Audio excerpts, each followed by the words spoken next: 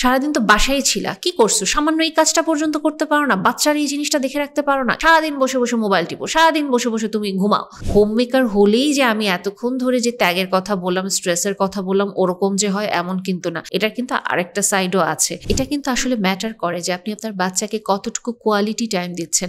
ফ্রেন্ডের মায়েরা ঠিকই ওদেরকে নিতে আসতো, তুমি কখনো আসোনি। আমার ফ্রেন্ডের মায়েরা মজার মজার টিফিন রেডি করে দিত হাতে বানানো, তুমি কখনো দাওনি।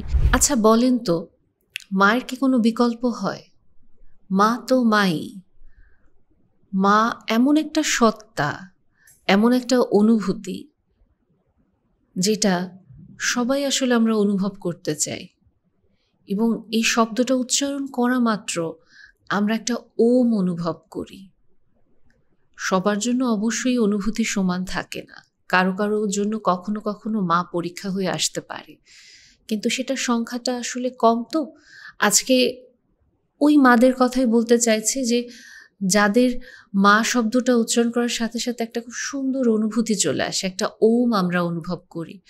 কারণ যাদের আপনাদের অভিজ্ঞতাটা মা নিয়ে খারাপ হয়, আপনারাও কিন্তু সারা জীবন একটা ক্রেভিংয়ের মধ্যে থাকেন যে আমি কেন ওই ওম, ওই অনুভূতিটা অনুভব করতে পারলাম না, কেন আমার জন্য আমার মা ওই অনুভূতিটা না হয়ে একটা পরীক্ষা হলো। একটা আকুতি, একটা আর্তনাদ কিন্তু আমাদের ভিতরে তখন থেকে যায়। আজকে এই বিষয়টা নিয়ে কেন কথা বলছি? গত কিছুদিন যাবৎ অদ্ভুতভাবে মায়েরা আমরা ঝগড়া করে যাচ্ছি এবং একে অপরের প্রতি কাদা ছুঁড়ে যাচ্ছি, অপমান করে যাচ্ছি, আক্রমণাত্মক কথা বলে যাচ্ছি। কি অদ্ভুত, তাই না? কর্মজীবী মা বনাম গৃহিণী মা, সিজারিয়ান সেকশন মা বনাম নর্মাল ডেলিভারি মা, নিজের গর্ভের সন্তান ধারণ করা মা বনাম মিসক্যারেজ হয়ে যাওয়া মা। এই যে বনাম শব্দটা বলছি, বলতেও আমার জানি কেমন লাগছে। মা বনাম মা কি হয়? মা তো মাই। এক একজন মা এক একভাবে তার সন্তানকে লালন পালন করবেন, এক একভাবে সে তার সাধ্যমতো চেষ্টা দিয়ে ভালোবাসবেন। আমরা আসলে বাহির থেকে কিভাবে বলতে পারি ওই মায়ের মনে আসলে কি হচ্ছে, ওনার পরিবারে কি হচ্ছে, ওনার ঘরে কি হচ্ছে? আসেন আজকে আমি কিছু কথা বলি, ডেফিনেটলি আপনাদেরও কিছু যুক্তি থাকবে। আমরা একটা ডিসকাশন টেবিল ওপেন করি। আপনাদের যে মতামত আপনারা কনস্ট্রাকটিভ ওয়েতে চেষ্টা করবেন, সুন্দরভাবে এখানে কমেন্ট করবেন ভিডিও আপনারা দেখে। অবশ্যই আপনার মতামতগুলো আমরা পড়ার চেষ্টা করব, ওটা নিয়ে আমরা চিন্তা করব, অবশ্যই দরকার হলে ওটা নিয়েও আমরা ভিডিও করতে পারি। কিন্তু আমরা যেটা চাইবো একটা কনস্ট্রাকটিভ ডিসকাশন। শুরুতে আমরা একজন গৃহিণী মাকে নিয়ে কথা বলি।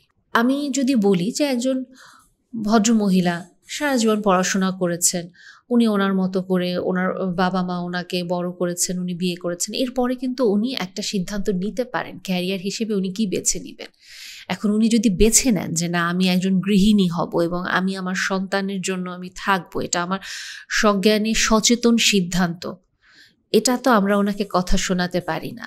আমরা তো ওনাকে বলতে পারি না আপনার বাপ মা কেন আপনাকে পড়াশোনা শিখায়, তাহলে এরকম বড় করছে, আপনি আপনার বাপ মার মানে টাকা পয়সা নষ্ট করছেন, আপনি একটা মানে মেডিকেলের সিট নষ্ট করছেন, আপনি ইউনিভার্সিটির সিট নষ্ট করছেন, আপনার পড়াশোনা শেখার কী দরকার ছিল? অবশ্যই একজন মায়ের পড়াশোনা জানা দরকার, ওনাকে অবশ্যই শিক্ষিত হতে হবে। কারণ একটা মায়ের যদি ইন্টেলেকচুয়াল এবিলিটি না থাকে, থিঙ্কিং ক্যাপাবিলিটি না থাকে, ইমোশনাল ইন্টেলিজেন্স না থাকে, উনি কিভাবে একজন সন্তানকে আসলে তখন বড় করতে পারেন?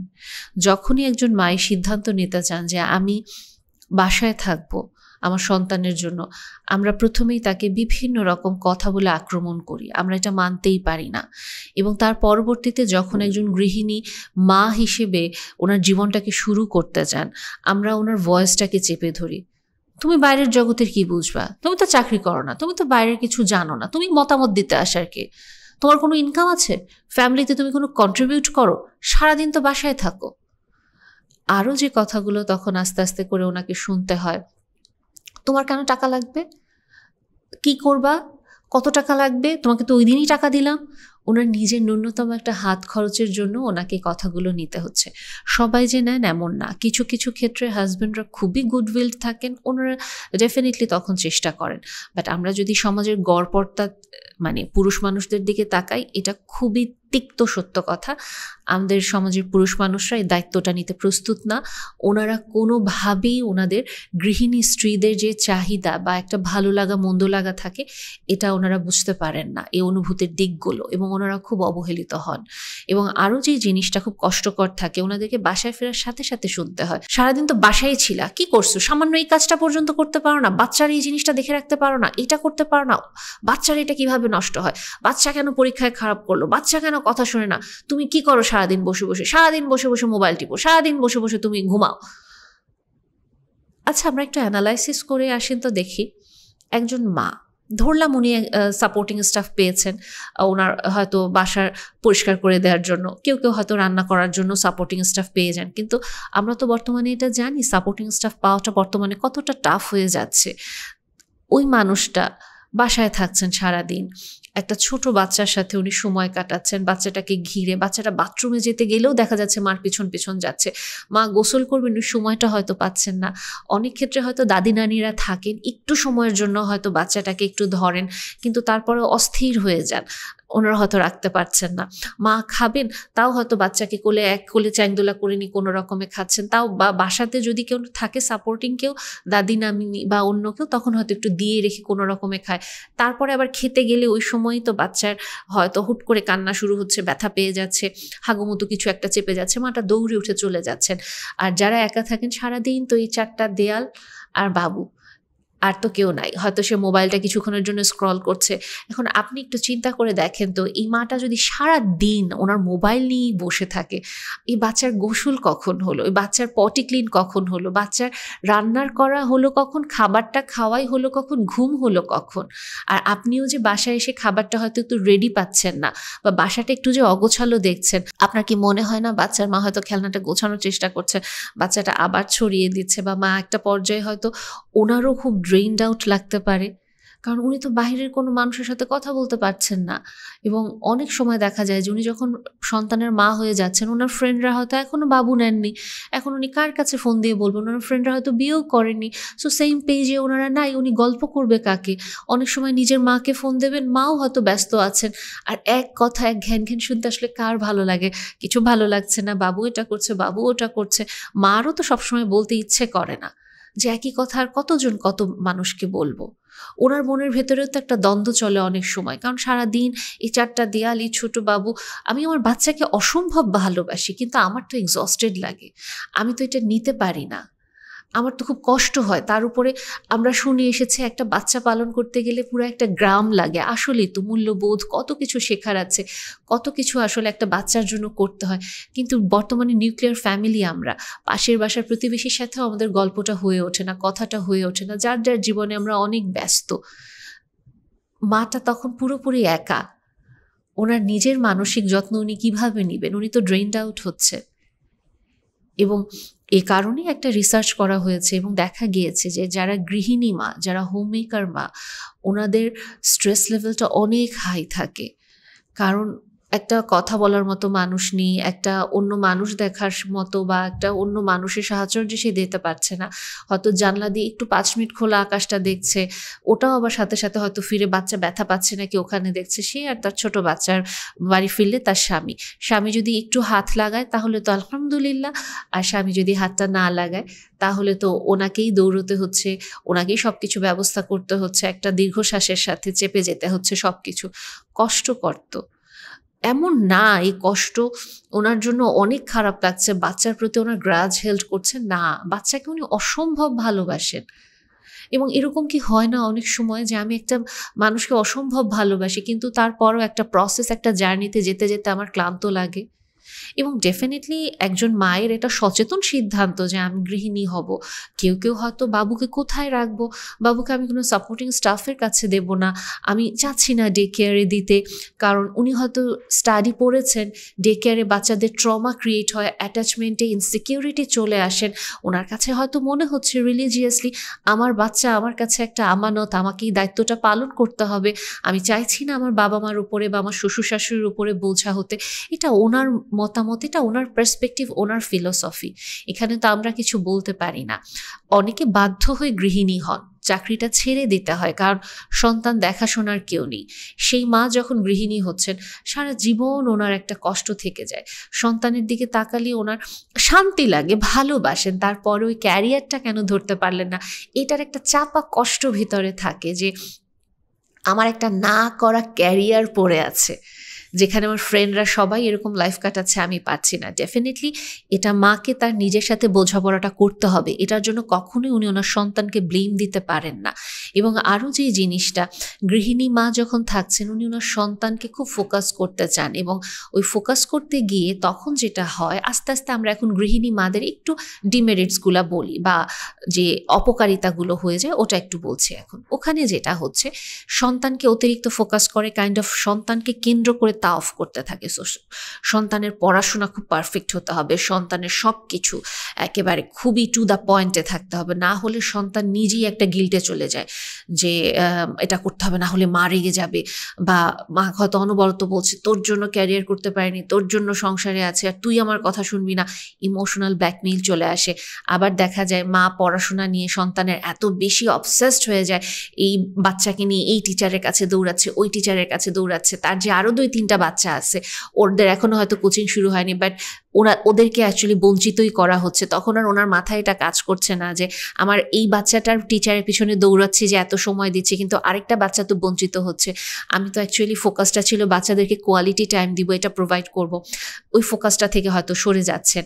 আবার অনেক সময় এটাও থাকে বর্তমান যুগে আমরা যদি দেখি যাদের অ্যাকচুয়ালি আসলে অনেক সুবিধা আছে, কাইন্ড অফ বাবা মা বাচ্চা দেখে দেওয়ার জন্য প্রস্তুত, শ্বশুর শাশুড়ি বাচ্চা দেখে দেওয়ার জন্য প্রস্তুত, কিন্তু তারপরে ওনারা সিদ্ধান্ত নিচ্ছেন না আমি হোম মেকার হব, এবং ওনাদের আসলে 2-3 জন করে সাপোর্টিং স্টাফ থাকছেন, ফুল টাইম কন্টিনিউয়াসলি পার্লারে দৌড়চ্ছেন, ফ্রেন্ডদের সাথে কিটি পার্টি করছেন, বা বাচ্চাকে স্কুলে দিলে স্কুল মমিসদের সাথে কিটি পার্টি করছেন, কন্টিনিউয়াসলি নাইট আউট করছেন, বাচ্চার মতো এক কোনায় পড়ে থাকছে। সো হোম মেকার হলেই যে আমি এতক্ষণ ধরে যে ত্যাগের কথা বললাম, স্ট্রেসের কথা বললাম, ওরকম যে হয় এমন কিন্তু না, এটার কিন্তু আরেকটা সাইডও আছে। সো আমরা এটা জেনারেলাইজ করব না, কারণ কার লাইফ কেমন আমরা এটা জানি না। কেউ হয়তো প্রথম ভাগে পড়ছেন, কেউ হয়তো দ্বিতীয় ভাগে পড়ছেন, এটা জিনিসটা তাদের ব্যক্তিগত জীবন। এবং আসলেই কিন্তু একটা ব্যাপার কি, যখন এই দ্বিতীয় ভাগের যে কথাগুলো বলছি, ওনাদের সন্তানরা কিন্তু একটা পর্যায়ে ওনাদের প্রতি রেবিলিয়াস হন, এবং এই সন্তানদের জন্যই তাদের মায়েরা কিছু ক্ষেত্রে পরীক্ষা হয়ে যান। একদিকে তুমি আমাকে ইমোশনাল ট্রায়ালে ফেলছো, তুমি আমার মা, আরেকদিকে তুমি এই কাজগুলো করে আমাকে বঞ্চিত করছো, প্লাস ইমোশনাল ব্ল্যাকমেইল করে সিম্প্যাথি নেওয়ার চেষ্টা করছো, কেমন মা তুমি। সো হয়তো এই মুহূর্তে উনি কিছু বেনিফিট পাচ্ছেন, বাট টুডে অর টুমরো ওনাকে ওনার সন্তানের মুখোমুখি হতে হয়, ওই ব্যাকল্যাশটা ওনাকে পেতে হবে ওনার ব্যক্তিগত জীবনেই। এবং এখন আমরা আস্তে আস্তে যদি একটু চাকরিজীবী মায়েদের দিকে আসি, বর্তমানে চাকরিজীবী মায়েদের অবস্থা যদি আমরা বলি, যাদের সাপোর্টিং সিস্টেমটা খুব স্ট্রং, যাদের এখানে হয়তো সাপোর্টিং স্টাফ আছে, বা বাবা মা বা শ্বশুর শাশুড়ি দেখছেন, তাদের জন্য তো আলহামদুলিল্লাহ যে বাবুকে নিরাপদে হয়তো রেখে আসতে পারছেন, দাদা দাদি বা নানা নানির কাছে শক্ত সমর্থ আছেন, বা হয়তো কাজিনদের সাথে জয়েন্ট ফ্যামিলিতে একটু বড় হচ্ছে। তারপরেও একটা দুশ্চিন্তা কিন্তু মায়ের থাকে, একটা অপরাধ বোধ মায়ের থাকে, কারণ আমি আমার সন্তানকে ডিপ্রাইভ করে যাচ্ছি। সন্তান কিন্তু একটু হলেও মন খারাপ করছে, একটু হলেও কিন্তু কান্না করছে, অ্যাটাচমেন্টের ইনসিকিউরিটিটা কিন্তু একটু হলেও থাকছে, কারণ মাই রিপ্লেসেবল, যেটা আমি বললাম। এবং আরও যেই জিনিসটা হয়, অনেক ক্ষেত্রেই হয়তো শ্বশুর শাশুড়ি বা বাবা মার কাছে দিয়ে আসছি, কিন্তু তারপরেও মিনিটে মিনিটে ফোন থাকে, তাড়াতাড়ি আসো, কেন দেরি করছো, বা তোমার বাচ্চা এটা করছে না, বা বাসায় ফেরা মাত্রই মানে কমপ্লেইনের একটা মানে ঝুলি খুলে যায়। তোমার বাবু এটা করেছে, তোমার বাবু ওটা করেছে, তোমার বাবু এরকম ওরকম। আবার দেখা যাচ্ছে আপনি যখন হয়তো বাবুর অন্য কিছু প্রিপেয়ার করে দিচ্ছেন, তখন আপনাকে বলছে আমরা সারাদিন বাচ্চা রাখছি, আমাদের মতো করে রাখতে হবে, তুমি এত কথা বলো কেন। বা অনেক সময় এটাও হয়ে যায় যে আমাদের মুরব্বীরা হয়তো না বুঝেই বলে ফেলেন বাচ্চাদের ভেতরে আমাদেরকে নিয়ে কিছু পচা কথা, যে হ্যাঁ তোর মা তো তোকে জন্ম দিয়েই খালাস, তোকে ফেলে চলে যাচ্ছে, আমরাই তো দেখছি, মা দুষ্টু, মা পচা। এটা গৃহিণী মাদের ক্ষেত্রেও মাঝে মাঝে বলে মা দুষ্টু, মা পচা, কর্মজীবী মাদের ক্ষেত্রেও এটা বলে। তো অনেক ক্ষেত্রে সন্তানের মনে ক্ষোভ তৈরি হয়ে যায়। এবং বর্তমানে চাকরি, কিছু কিছু ক্ষেত্রে মেয়েরা খুবই ক্যারিয়ার ওরিয়েন্টেড, ক্যারিয়ার নিয়ে তারা কোনো রকম স্যাক্রিফাইস করতে চান না, হাই অ্যাচিভার, ওনারা ওনাদের ক্যারিয়ারকে ফোকাস করছেন, ওনাদের লাইফের প্রায়োরিটি আলাদা। কেউ কেউ বাধ্য হয়ে চাকরি করছেন, কারণ বর্তমান যুগে যে আর্থিক অবস্থার দিকে আমরা তাকাই, সন্তানকে একটা ভালো ভবিষ্যৎ দিতে গেলে সব কিছু মিলিয়ে একটা সুন্দর ছিমছাম জীবনযাপন করতে গেলেও স্বামী স্ত্রী দুইজনকেই চাকরি করতে হচ্ছে, সমাজ ব্যবস্থা ওদিকে চলে যাচ্ছে। তখন অনেক ক্ষেত্রে বাবা মায়েরা বাধ্য হচ্ছেন চাকরি করতে, অনেক ক্ষেত্রে মায়েরা বাধ্য হচ্ছেন বাচ্চাকে ডে কেয়ারে দিয়ে হলেও চাকরিটা করতে কোনো রকমে। এবং অনেক ক্ষেত্রে দেখা যাচ্ছে এখান থেকেও মায়েরা কন্টিনিউয়াসলি মানে কোয়েশ্চেনের সম্মুখীন হচ্ছেন, অনবরত তাদেরকে ব্লেম করা হচ্ছে, একটা গিল্ট ট্রিপে নিয়ে যাওয়া হচ্ছে। আবার অনেক ক্ষেত্রে দেখা যায় যাদের কোনো সাপোর্টিং সিস্টেম নেই, তাদের জন্য এটা অস্বাভাবিক কষ্টকর। ডেফিনেটলি 9টা 5টা অফিস করছে বা শিফটিং ডিউটিটা করছে, এরপরে বাবুকে হয়তো কোনো জায়গায় ডে কেয়ার হোক বা কারো কাছে একটু রেখে এসেছে, তারপর যাওয়া মাত্র বাসায় গিয়ে ঝাঁপিয়ে পড়ে রান্না করতে হচ্ছে, ঘর পরিষ্কার করতে হচ্ছে, যাবতীয় সব কাজ তাকে গুছিয়ে ফেলতে হচ্ছে। হয়তো সে প্রতিদিন রান্না করতে পারছে না, সে হয়তো এক সপ্তাহে রান্না করে রাখছে বা 2-3 দিনের রান্না করে রাখছে। সেখানে যদি হাজব্যান্ড একটু হেল্পফুল হন, আলহামদুলিল্লাহ, এগেইন হাজব্যান্ড হয়তো রান্নাটা করছে, বাবুকে রাখছে, খাওয়াচ্ছে বা অন্য কাজগুলোতে হেল্প করছে, কোয়ালিটি টাইম দিচ্ছেন। এবং স্ত্রী হয়তো ওই সুযোগে কাজ করছেন, বা হাজব্যান্ড হয়তো রান্না করে ঘরটা গুছিয়ে ফেলছেন, স্ত্রী হয়তো তখন সন্তানের সাথে সময় কাটাচ্ছেন, একটা সিনক্রোনাইজেশনে আসে। এবং এখানে যে জিনিসটা, যে আপনি যখন চাকরি করছেন, আপনি কিন্তু কিছু সময়ের জন্য হলেও আপনি যতই ডেডিকেশন আপনার সন্তানের প্রতি দেখান, আপনার সন্তান বঞ্চিত হচ্ছে, তার ভেতরেও অ্যাকচুয়ালি কিছু মানে ইনসিকিউর অ্যাটাচমেন্ট আসতে পারে, একটা সেপারেশন এংজাইটি আসতে পারে। সব কিছুরই তো আসলে উপকারিতা অপকারিতা থাকে, এটা আমাদেরকে মাথায় রাখতে হবে, এটা আমাদেরকে মেনে নিতে হবে। আমরা আমাদের সর্বোচ্চ চেষ্টা করতে পারি। এটা কিন্তু আসলে ম্যাটার করে যে আপনি আপনার বাচ্চাকে কতটুকু কোয়ালিটি টাইম দিচ্ছেন। আপনি ওকে অনেক কোয়ান্টিটি দিচ্ছেন, আপনি সারাদিন ওর সাথে আছেন, কিন্তু আপনি ওর সাথে এক ফোঁটা কানেক্টেড না, চোখে চোখ রেখে কথা বলছেন না, আদর করছেন না, কোনো স্মৃতি দিচ্ছেন না, তখন কিন্তু এটা অ্যাকচুয়ালি ওর জন্য কোনো কাজ হবে না। কিন্তু আপনি যদি চাকরি করেও আপনার সন্তানকে 1 ঘন্টা কমপ্লিট কোয়ালিটি টাইম দেন, ওর সাথে চোখে চোখ রেখে কথা বলা, খেলা করা, ওর গল্পগুলো শোনার চেষ্টা করা, ওর সাথে অনেক অনেক কথা বলা, ওকে আপনি ওর ভাইবে কানেক্ট করা, ওর ইমোশনগুলো শেখানো, ভেন্টিলেট করা, এই জিনিসটা কিন্তু তখন খুব ফ্রুটফুল। হ্যাঁ, ওর যে এংজাইটিটা হচ্ছে, আপনি ওকে যে টাইমটা থেকে বঞ্চিত করছেন, ওটা আপনি হয়তো পূরণ করতে পারছেন না, বাট আপনি কিন্তু অন্য দিক থেকে পূরণ করতে পারছেন। এবং এটাও কিন্তু ঠিক, একজন চাকরিজীবী মায়ের সন্তানেরা কিন্তু স্বাবলম্বী হয় দ্রুত, কারণ ওরা একটা পর্যায়ে বুঝতে পারে যে আমাকে তো আমার দায়িত্বটা নিতে হবে, আমাকে নিজেকে গুছিয়ে নিতে হবে। এখন একটা জিনিস কি, যে আমরা অনেক সময় দেখি যে বিভিন্ন টিভিসিতে দেখাচ্ছে যে চাকরিজীবী মায়ের সন্তানেরা, হাই অ্যাচিভার মায়ের সন্তানেরা খুব সুন্দর প্রাউডলি এসে বলছেন যে I am proud of my mom, বা আমার মা আজকে যেখানে, তার পরিচয় আমার খুব ভালো লাগে। অ্যাট দ্য সেম টাইম আমি যদি বলি, ক্যামেরার ওপাশেও কিন্তু কিছু গল্প থাকে, ঘটনা থাকে, যেখানে সন্তানেরা প্রচণ্ড একটা ক্ষোভ ধারণ করে থাকে যে মা, আমার ফ্রেন্ডের মায়েরা ঠিকই ওদেরকে নিতে আসতো, তুমি কখনো আসোনি। আমার ফ্রেন্ডের মায়েরা মজার মজার টিফিন রেডি করে দিত হাতে বানানো, তুমি কখনো দাওনি। তুমি আমার প্যারেন্টস টিচার মিটিংয়ে টাইম মতো আসতে পারোনি, স্পোর্টস ডেতে আসতে পারোনি, আমি তোমাকে মিস করেছি, তুমি আমাকে সময়টা দিতে পারোনি। তুমি সকাল 9টা থেকে রাত 10টা পর্যন্ত অফিসের পিছনে দৌড়িয়েছ, আমি ঘুমিয়েছি কখন, পড়েছি কখন, তুমি এটা খেয়াল করোনি। বাচ্চাদের কমপ্লেনগুলো সত্যি, এবং এই কথাগুলো কিন্তু আমরা টিনেজারদের কাছ থেকে খুব রেগুলারলি পাই। কাজেই আপনাকে একটা জিনিস মাথায় রাখতে হবে যে আপনি যখন চাকরি করছেন আপনাকে এটা কেউ শেমিং করছে না, গিল্ট ট্রিপে নিচ্ছে না। আপনি সচেতনভাবে সজ্ঞানে জেনে আপনি যাচ্ছেন এটার কনসিকোয়েন্সেস কি হবে, আপনার বাবু আপনার প্রতি, আপনার সন্তান আপনার প্রতি কি কমপ্লেন করতে পারে, আপনি কিভাবে ওকে অল্টারনেটিভ ওয়েতে, অবশ্যই খেলনা দিয়ে পোষাবেন না, টাকা দিয়ে পোষাবেন না, কিভাবে ওর ইমোশনাল গ্যাপ আপনি ইমোশন দিয়ে পুড়িয়ে দেবেন, কিভাবে আপনি ওর সময়ের অভাবটা সময় দিয়ে পুষিয়ে দেবেন। আপনাকে এই চিন্তাগুলো করতে হবে, কারণ আপনি মা, আপনি একজন গৃহিণী মা হন, আপনি একজন কর্মজীবী মা হন, যেই হন না কেন আপনি মা, এবং আপনার মর্যাদা অনেক বেশি। ইসলাম আপনাকে যদি সম্মান দিয়ে থাকে, ধর্ম যদি আপনাকে মা হিসেবে সম্মান দিয়ে থাকেন, আপনাকে অবশ্যই এটা মানতে হবে। যত বেশি সম্মান তত বেশি দায়িত্ব, এবং দায়িত্ব আপনাকে পালন করতে হবে, না হলে আপনাকে সেটা নিয়ে প্রশ্ন করা হবে। একটা ব্যাপার কি দেখেন, আপনি যেই লেভেলেই থাকেন না কেন আপনার লাইফে কিছু ট্রায়াল থাকবে। ধরেন এতক্ষণ তো আমরা কর্মজীবী মা এবং গৃহিণী মা নিয়ে বললাম, আপনারা একটু ঠান্ডা মাথায় চিন্তা করে দেখেন তো যে আসলেই ধরেন আমি আজকে একজন গৃহিণী মা, আমি কি তাহলে একজন কর্মজীবী মাকে ব্যাশিং করতে পারি? এবং ধরেন আরেকজন মা যিনি আসলে হাউসওয়াইফ ম্যাটেরিয়াল না, উনি খুব প্রাণপণ চেষ্টা করতেছে হাউসওয়াইফ হওয়ার জন্য, চেপে রাখতেছে, কিন্তু ক্ষণে ক্ষণে ওনার আউটব্রাস্ট আসে, ওনার হাজবেন্ডের প্রতি তিক্ত হচ্ছে, বাচ্চার প্রতি তিক্ত হয়ে যাচ্ছে।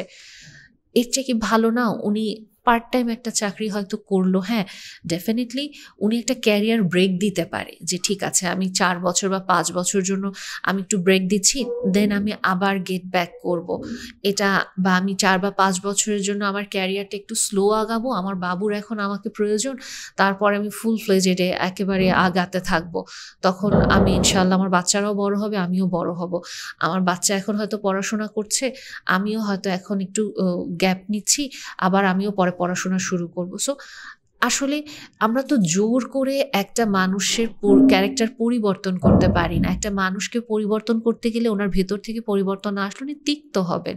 সো যেই মাটা চাকরি করে তার সন্তানকে উনি যদি সুন্দর কোয়ালিটি টাইম দিয়ে, ওর কোনো রকম এংজাইটি বা ট্রমা থাকলে উনি ওনার নিজের মতো করে এটা যদি হিল করে আগাতে থাকেন, আমাদেরকে কমপ্লেন করা উচিত?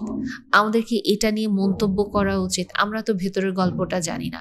আমি ধরেই নিলাম যে একজন গৃহিণী মা, উনি অ্যাকচুয়ালি কিটি পার্টি করে বা হচ্ছে গিয়ে নাইট হ্যাং আউট করে বা হচ্ছে বাবার সাথে খুব তিক্ত সম্পর্ক করে একেবারে বাসাটা অস্থির বানায় রাখতেছে, খুবই ড্রামা করে, ইমোশন ম্যানিপুলেশন করে, একজন হাই অ্যাচিভার মা যার কাছে সব কিছুতেই তার ক্যারিয়ার, বাচ্চা কিছুই না, স্বামী কিছুই না, আমরা ধরে নিলাম এরকম খুবই টক্সিক মেন্টালিটির মা।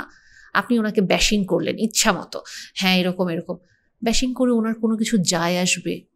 ওনার কি অ্যাকচুয়ালি আপনার ওই ইনসাইটটা দরকার আছে? ওনার তো আপনার ইনসাইটের দরকার নাই, বরং যেটা হচ্ছে আপনি যে তিক্ত কথাগুলো বলছেন, যখন একজন গৃহিণী মা আসলে মন থেকে তার সন্তানের জন্য চেষ্টা করছেন, ওনার কষ্টটা লেগে যায় যে আমি তো কষ্ট করছি ঠিকই, তাহলে গৃহিণী মাদেরকে কেন গড়পড়তা এইভাবে অপমান করছে? সেই চাকরিজীবী মা যিনি আসলে কোনো সাপোর্টিং স্টাফ নাই, বাসা সামলাচ্ছে, চাকরি করছে, কারণ তার দরকার তার সন্তানকে প্রোভাইড করার জন্য, সিঙ্গেল মম হতে পারেন, চাকরিজীবী, বা হয়তো বাবা চাকরি করছেন কিন্তু তারপরেও তাকে মাকেও চাকরি করতে হচ্ছে একটা সুন্দর জীবনের জন্য, বা সেই চাকরিজীবী মাটা যেখানে বাসায় ফেরার পরে তাকে হয়তো যার কাছে বাচ্চাদেরকে রেখে যাচ্ছে তাদের কাছ থেকে কথা শুনতে হচ্ছে, ঘরের কাজও করতে হচ্ছে, তারা তো অপমানিত বোধ করছে। কাজে আমরা কেন জানি না বর্তমানে খুব অস্থির, এবং সবসময় আমরা আমাদের নিজেদেরকে দেখাতে চাই যে আমি নিজে উঁচু একটা লেভেলে, অন্যরা সবাই নিচু। কার সাথে কম্পিটিশন করছি? আপনি প্রতিদিন আপনার নিজের সাথে তুলনা করেন, আপনি আপনার নিজের চেয়ে আরও বেস্ট হওয়ার ট্রাই করেন, আপনি চেষ্টা করেন আপনার বাচ্চাকে আপনি আরও কীভাবে দেবেন, পাশাপাশি আপনি আপনার নিজেকে কিভাবে ভালো রাখবেন। আমরা না মা আরও কিভাবে ভালো হতে পারবো, অন্য মাকে কিভাবে ব্যাশিং করতে পারবো, এই দৌড়াতে গিয়ে বাচ্চাকে ট্রফি কিড বানায় ফেলি। কোনো না কোনো একভাবে আমরা বাচ্চাকে ট্রফি কিড বানায় ফেলি এবং নিজেদের কোনো যত্ন নিতে পারি না, পরে আমরা নিজেরা হাহুতাশ করতে থাকি। এবং এটা কিন্তু সত্যি কথা, যাদের আমাদের নিজেদের প্রতি যত্ন নেওয়ার সুযোগ আছে, তারপরেও আমরা মেয়েরা কিন্তু একটু অলস, এটা আমরা কেউ অস্বীকার করতে পারবো না। আমরা এক্সারসাইজ করতে চাই না, আমরা শুয়ে শুয়ে ইউটিউবে ভিডিও দেখবো, এগুলো করতে চাই না। সো আমরা মায়েরা নিজেদের যত্ন নিই না, নিজেদের শরীরটা পড়ে যায় এবং আমরা আরও তিক্ত হতে থাকি, পরে অন্যের প্রতি আমাদের আরও কমপ্লেইন হতে থাকে। সো বেসিকলি জিনিসটা যেটা হচ্ছে, মা বনাম মা দাঁড় করিয়ে আসলে কোনো লাভ নেই। কারণ এই বনাম আসলে খুবই নোংরা একটা শব্দ হয়ে যায়, সবার সাথে এই বনামটা খাটে না। আর একটা পার্ট আমি যদি জাস্ট একটু বলি, যেটা দিয়ে শুরু করছিলাম, আমি বলেছি যে সিজারিয়ান সেকশন মা, নর্মাল ডেলিভারি মা, নর্মাল ডেলিভারিতেও যে কষ্টটা, তীব্র কষ্ট, ডেফিনেটলি কষ্টের কোনো কিছু দিয়ে এটা পূরণ করা যায় না। সিজারিয়ান সেকশনেও তো আসলে মা তো মাই হচ্ছেন, ওনারও তো কষ্ট হচ্ছে। একটা অপারেশন আমি যদি বলি, ধরেন গল ব্লাডার অপারেশন, ছোট্ট পেটে একটা ফুটা করবে এবং ওখান থেকে আস্তে করে রিমুভ করে ফেলবে, বা অ্যাপেন্ডিসেক্টমি, আজকাল তো সব ল্যাপ্রোস্কোপিক অপারেশনগুলো হচ্ছে। ডেফিনেটলি এগুলো বড় অপারেশন, কিন্তু কাটাটা যদি লক্ষ্য করি তুলনামূলক একটু ছোট থাকে, কিন্তু তারপরেও কিন্তু বলা হয় বিশ্রাম নেন। একটা অ্যাবসেস ড্রেন করার পরেও কিন্তু দেখা যায় যে ওই হসপিটালের ইমার্জেন্সি রুম থেকে আসার পরে আমরা কিন্তু ওই দিন একটু বিশ্রামেই থাকার চেষ্টা করি যে আমার অনেক কষ্ট হচ্ছে। সেই ক্ষেত্রে একটা মায়ের এতখানি পরিমাণ একটা জায়গা কাটা হচ্ছে, এত লম্বা একটা সুই ঢোকানো হচ্ছে, এবং ওই ব্যাক পেইন নিয়ে মাটা থাকছেন, তারপরেও আমরা তাকে বলি যে তুমি কিসের মা, তুমি সিজারিয়ান সেকশনের মা, এটা কোনো ব্যথা তুমি ফিল করছো? ভাই, ওই মা যখন অপারেশনের পরে ওঠে, ঘষাটা যখন লাগে, তার তো কলিজা ছিঁড়ে যেতে থাকে। সো আমরা কিভাবে এটাকে আমরা তুচ্ছ করি যে সিজারিয়ান সেকশনের মা মা না, কিভাবে এই বনাম শব্দটা আমরা বসাই। ওই আবার আমরা যদি বলি ব্রেস্ট ফিডিং মা বা ফর্মুলা ফেড মা, আমরা পার্থক্য করি কিভাবে? ব্রেস্ট ফিডিংয়ে ডেফিনেটলি কষ্ট হয়, পিঠ ধরে যায়, শরীর ধরে যায়, এনার্জি ড্রেইন হয়ে যায়। আমরা শুধু বলি যে তুমি তো যখন ইচ্ছা তখন বাচ্চার সাথে শুয়ে আরাম করে থাকো, তুমিও তো আরাম করো, কিন্তু তার শরীর থেকে তো এনার্জিটা কমপ্লিটলি শুষে নেওয়া হচ্ছে। দুধ খাওয়ানো তো এত সহজ জিনিস না। আর ফর্মুলা ফিড মায়েদের কথাটাও যদি আমরা বলি, সব সময় ফিডারটা ক্লিন করতে হচ্ছে, ওখান থেকে কোনো জীবাণুর আক্রমণ হচ্ছে নাকি, টেম্পারেচারটা ফিডারে ঠিক থাকছে নাকি, বারবার দুধটা গুলিয়ে এনে বাচ্চাকে খাওয়ানো, এই দুধ শেষ হয়ে যাচ্ছে নাকি। কষ্ট হয়তো রাত বিরাতে ঘুম থেকে উঠে বারবার দুধটা বানানো, ম্যানেজ করা, এগুলো কি প্রেশার না? আমরা যে বলি বুকের দুধ খাওয়াচ্ছ না, কেন তুমি দুধ দিচ্ছ না, মাকে কন্টিনিউয়াসলি আমরা জাজ করতে থাকি, বাচ্চার সাথে তোমার বন্ডিং হবে না।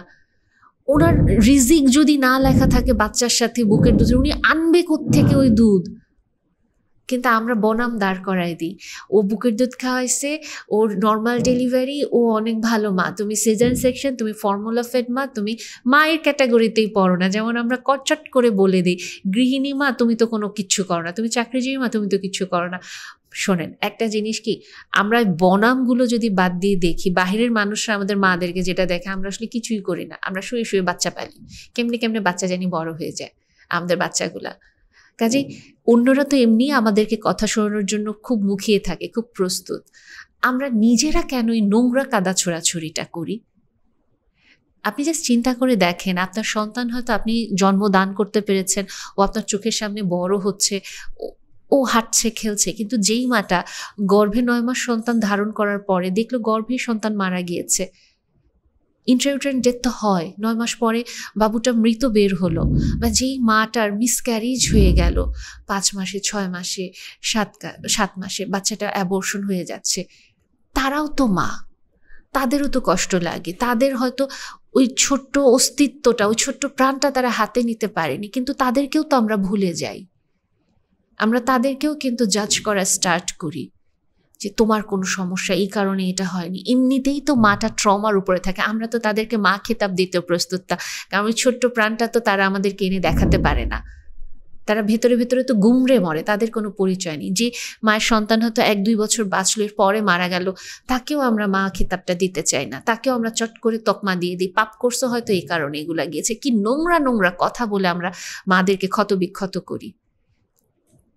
কাজে একটা জিনিস কি, আমরা মায়েরা নিজেদের ভেতরে এই কাদা ছোড়াছুড়ি নোংরা কাজটা না করি, আমরা আমাদের পরস্পরের জীবনটা সহজ করি, যতটুকু সম্ভব জাজমেন্টের দিকে না যাই, কারণ আমরা কেউ কারো ভেতরটা জানি না, আমরা শুধু বাহিরটা দেখি, বাহিরটা দেখে তো বলতে পারি না।